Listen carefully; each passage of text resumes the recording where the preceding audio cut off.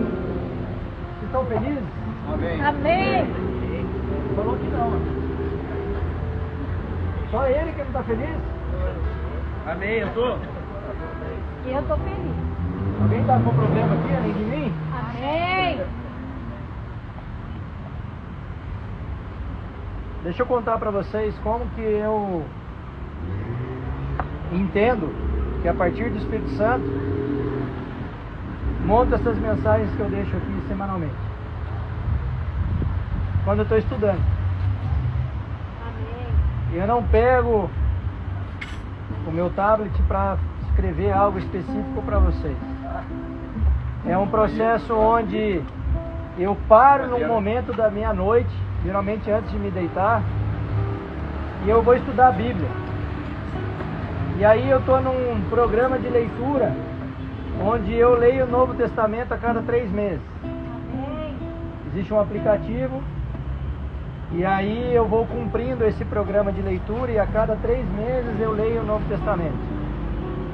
Esse ano eu vou completar a 4ª vez que eu leio o Novo Testamento. Então é uma leitura que aproximadamente a cada 3 meses você lê todo o Novo Testamento. Mas acontece algo muito curioso nesses momentos, que é quando eu estou lendo o Novo Testamento, presta atenção que é importante. O Espírito me traz uma passagem que está muitas vezes no Antigo Testamento. E aí quando eu vou ler esse versículo do Antigo Testamento, eu sou levado para um outro capítulo de um outro livro Glória a do Deus. Novo Testamento. E aí eu vou pegando esses trechos que eu vou lendo e vou colocando ele na sequência dentro desse material. E quando eu termino, eu percebo que esses versículos estão conectados entre eles. E isso não tem absolutamente nada a ver com a minha capacidade. Se vocês perguntarem assim, quanto você sabe de Bíblia? Eu sei 0,5%. Tem muitas outras pessoas que sabem muito mais de Bíblia do que eu. Mas é um entendimento meu, a partir da minha comunhão com o Espírito Santo, presta atenção que é importante, de que a gente precisa de um evangelho prático e não do evangelho teórico. Em primeiro lugar, a palavra de Deus. Precisamos buscar a Deus lendo a nossa Bíblia. Mas o evangelho não se trata do conhecimento da letra. O evangelho se trata do conhecimento da intimidade com Deus. Quem está entendendo? Eu posso ser doutor na Bíblia, mas se eu não tiver comunhão com o Espírito Santo, de nada vai me adiantar. E aí, durante muito tempo eu me perguntei, como eu faço para ter comunhão com o Espírito Santo? Pergunta alguém para mim, pergunta você aqui para mim. Fala assim, como que eu faço para ter intimidade com o Espírito Santo? Pergunta. Boa pergunta. Você precisa abrir a sua Bíblia e ler os textos. E à medida que você vai sendo incomodado e confrontado com o texto, você percebe coisas que você precisa abandonar na sua vida. Presta atenção que é importante. O Espírito Santo, através da palavra que Deus nos deixou, nos incomoda em relação às nossas incoerências. Mas eu não estou entendendo o que você está querendo dizer. Eu vou ser mais claro. Eu sou viciado em pornografia. Imagina que alguns de vocês aqui sejam viciados em pornografia. E aí quando você pega a sua Bíblia, o Espírito Santo fala para você assim, olha, você tem que parar de assistir seu filme pornográfico. E você continua lendo a Bíblia, o Espírito Santo começa a te incomodar, olha, você não abandonou ainda seu filme pornográfico. Ou eu vou mudar o pecado para ficar mais leve. Imagina que você é viciado em fofoca. Você é viciado em reclamar. Você é viciado em falar mal do outro. E aí você está estudando a sua Bíblia, o Espírito Santo fala com você, olha, Para de falar mal do seu irmão. Para de se meter na vida que não é sua. Ei, não converse com essa pessoa sem a outra estar perto sobre ela. Todas as vezes que você conversa sobre alguém sem essa pessoa estar presente, é fofoca. Dá para entender? E você só começa a ter esse entendimento à medida que você estuda a palavra de Deus. Porque você está se enchendo de Deus, o Espírito Santo está em você e ele começa a esvaziar você de você mesmo. O que diferencia um cristão de uma pessoa que não tem nenhum tipo de relacionamento com a palavra de Deus? É a quantidade de Jesus que mora nele. Ei, presta atenção nisso. Ninguém fala amém, aleluia, nada, mas olha, eu só vou reagir e reagir diferente à medida que eu me encho da palavra de Deus. Se eu não me alimento da palavra de Deus, eu vou agir e reagir exatamente igual quando eu não era alguém que escutava a palavra de Deus. Vocês já devem ter ouvido aquele ditado: a gente é fruto do meio. Sim ou sim? O fruto não cai longe da árvore. São ditados que mostram para nós que nós somos fruto daquilo que a gente se alimenta, daquilo que a gente está próximo. Então, se eu quero ser mais parecido com Jesus, eu tenho que fazer o quê? Eu tenho que fazer o quê? Estar próximo da palavra de Deus, me alimentar da palavra dele, estar em comunhão. Eu duvido que você que vem aqui desde as primeiras reuniões, hoje é a mesma pessoa que chegou lá atrás. Duvido. É claro que não é. Porque você está se enchendo da palavra. Mas não é possível vir aqui uma vez por semana e achar que isso é se encher da palavra de Deus. Não é. Todos os dias você tem que abrir a palavra de Deus e se alimentar dela. Dá para entender? E aí, se eu fosse dar um título para essa mensagem aqui, eu daria plenitude só com Jesus. E aí eu queria começar lendo Efésios 4, do versículo 1 até o versículo 13. Eu não sei quem tem Bíblia aí, se quiser acompanhar. Quem escreveu Efésios foi o apóstolo Paulo. O Rafael falou dele aqui agora há pouco.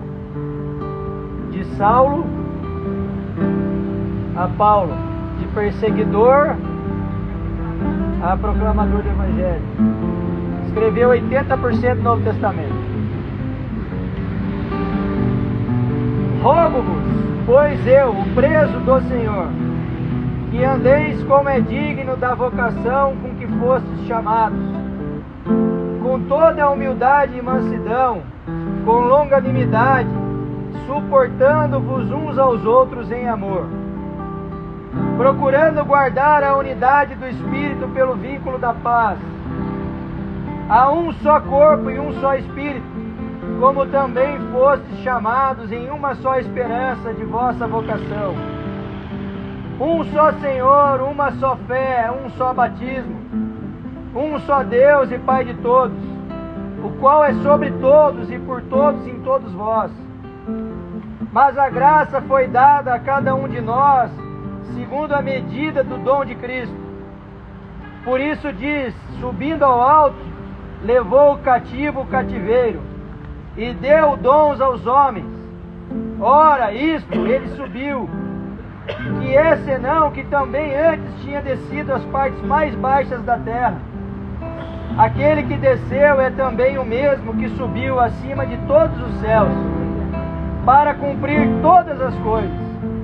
E ele mesmo deu uns para apóstolos, e outros para profetas, e outros para evangelistas, e outros para pastores e doutores, querendo o aperfeiçoamento dos santos para a obra do ministério, para a edificação do corpo de Cristo, até que todos cheguemos à unidade da fé e ao conhecimento do Filho de Deus, a homem perfeito, à medida da estatura completa de Cristo. Aleluia. Aleluia. Qual que é o chamamento de Paulo para nós aqui? Eu destaquei 2 para trazer para vocês. Que não vivamos o Evangelho segundo os nossos próprios interesses. Ei, presta atenção nisso, é importante. Se você vem toda segunda-feira aqui buscando algo para você, não venha mais. Presta atenção, vou repetir. Se você vem aqui toda segunda-feira buscando algo para você, não venha mais. Mas se você vem aqui buscando algo para você que vai beneficiar alguém ao seu redor, continue vindo aqui e chegue mais cedo. Quando nós temos a nossa vida transformada, nós transformamos a vida de todos que estão à nossa volta. Quando eu recebo a luz de Cristo em mim, eu ilumino todos que estão à nossa volta. Presta atenção nisso, que isso é importante. Você está aqui por um motivo: ser aperfeiçoado à medida da estatura de Cristo. Dá para entender isso? Segundo ponto, que ao recebermos dons de Deus, exerçamos esses dons na vida do outro. Ei, gente, presta atenção que isso é importantíssimo. Deus permitiu, pela graça dele, que eu fosse próspero empresarialmente falando. E aí o que eu faço? Pego toda essa prosperidade e seguro para mim? Sim ou não? Não, o que eu faço? Eu tenho que derramar na vida do meu próximo. Dá para entender isso? Presta atenção aqui, deixa eles lá. Não vai fugir a marmitinha dali. O alimento mais importante aqui não é aquele, é o espiritual. Nós todos somos chamados para auxiliar uns aos outros, até atingirmos a estatura do varão perfeito. Quem é o varão perfeito? Cristo Jesus. E aí vocês sabem o que significa plenitude? É o tema da minha mensagem. Plenitude é definida como o estado do que é inteiro, completo. E aí eu perguntaria para você, presta atenção, você se sente completo? Hein? Sim ou não? E como que eu faço para me sentir completo? Eu vou buscar a minha plenitude na cachaça, no crack, na cocaína, na maconha? Eu vou buscar a minha plenitude aonde? Em Cristo Jesus. E como a gente faz isso? Como que a gente pode buscar a nossa plenitude em Cristo? De que forma? Pela fé. Ei, irmãos, presta atenção. Vocês vão escutar algo de mim agora que nenhum pastor eu acho que fala. Viver pela fé é o maior atestado de insanidade mental que existe. O cristão, o crente, é o bicho mais louco do universo. Porque ele vive pelo que ele não vê. Ele tem a firme convicção das coisas que ainda não aconteceram. Mas só porque ele é insano? Não, porque ele descobriu algo que ninguém dotado da maior sanidade é capaz de descobrir se não for pela fé. Que Jesus, que é Deus, se fez carne, veio entre nós e se entregou numa morte de cruz, por nossa causa, para que a gente pudesse ser reconciliado com Deus. Amém. É ou não é loucura? Mas é uma deliciosa loucura. E para nós que cremos nisso, de todo o coração, deixa de ser uma loucura e passa a ser uma verdade que ninguém é capaz de apagar do nosso coração. Quem entendeu? Amém. Glória a Deus. E o que é fé? Hebreus 11:1.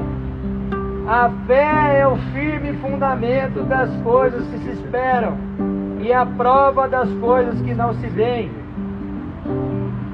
A palavra grega do original, que descreve fé, significa convicção, confiança e firme persuasão. Essa fé não se baseia no que desejamos que aconteça, mas é a firme confiança de que tudo aquilo que Jesus tem para nós vai acontecer. Ei, presta atenção. Ninguém é capaz de tirar de nós aquilo que Jesus tem preparado para aqueles que o amam. Ninguém. Só nós mesmos. Vocês estão entendendo isso?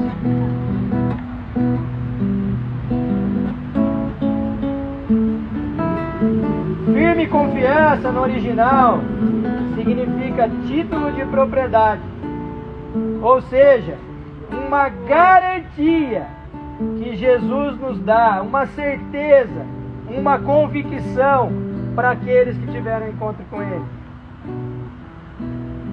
Não é pela palavra de homem nenhum, é uma relação nossa individual com a palavra dele. Vocês estão entendendo isso? Jesus pode nos usar, e Ele usa quem Ele quer, para fazer com que você entenda algo da palavra dele. Mas você vai ter uma transformação na sua leitura diária, lá no seu secreto. É lá, com a porta do seu quarto fechada. Assim foi comigo, com a maioria de quem está aqui.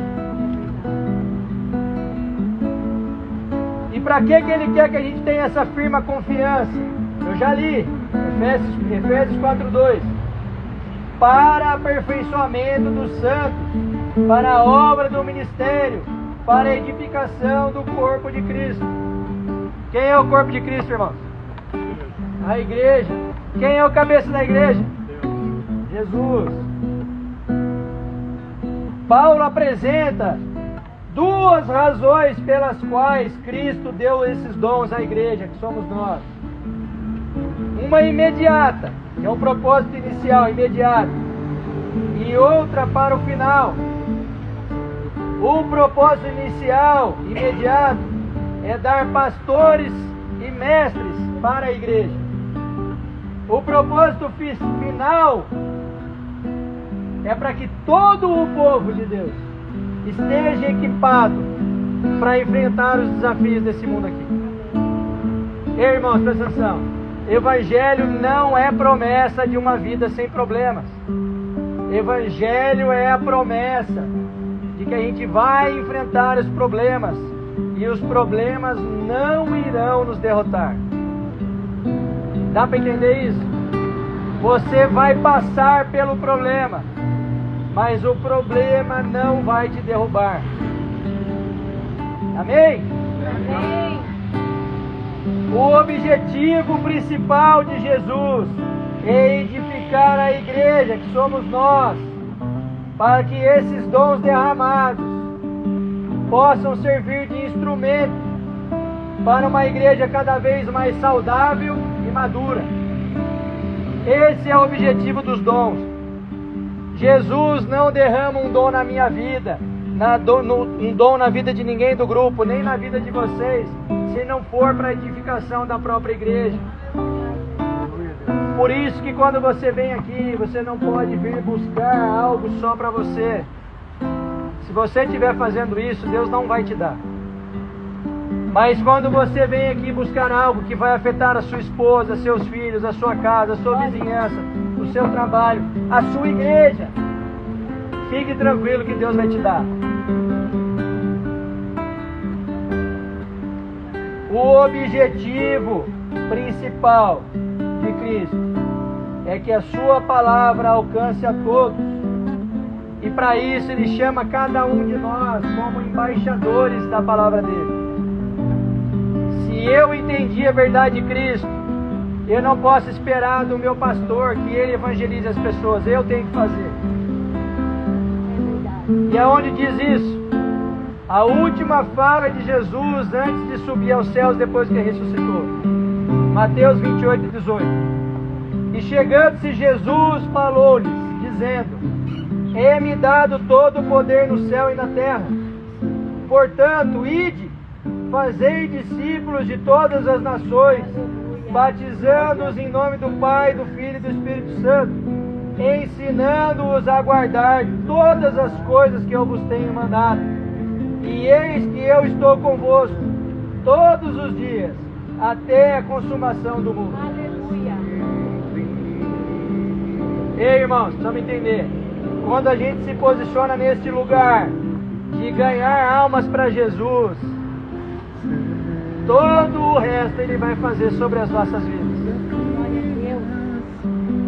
Dá para entender isso? Marcos 16:15. Ide por todo o mundo e pregai o Evangelho a toda criatura. E a hora que a gente faz isso como propósito principal da nossa vida, a gente encontra a plenitude. Dá para entender isso?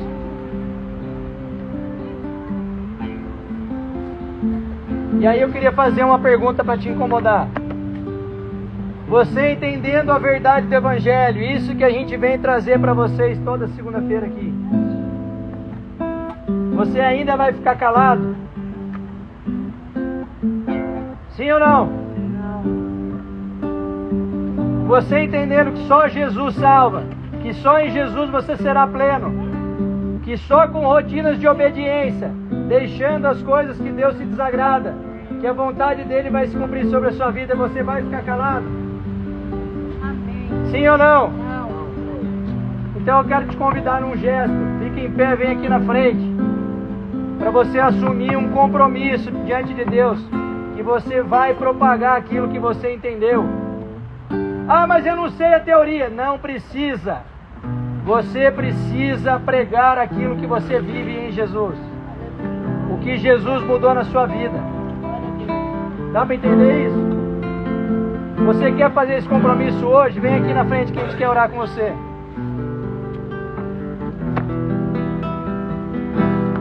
Ninguém? Vamos ficar todo mundo calado?